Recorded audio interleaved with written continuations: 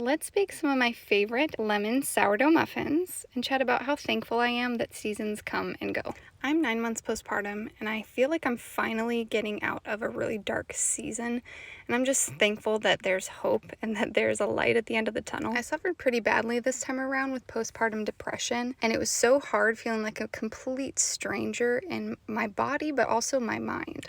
I also know that it doesn't help that I do solo parent most of the time because my husband works such long and late hours. He works about 60 hours a week. So not only are the demands higher because I'm solo parenting, but I was also jumping into a brand new role and season as a mom with 2 kids under 2.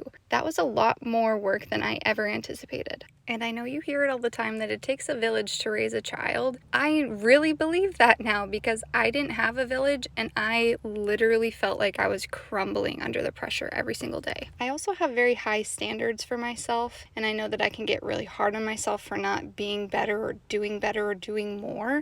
And my mental state was just in such a dire place that I couldn't get out of that darkness, and I felt like it was transferring onto my family and my kids, so it enabled me to feel even more guilty. But the moment when things finally started turning around for me was I opened up to my small group girlfriends and just told them I was in a really bad place.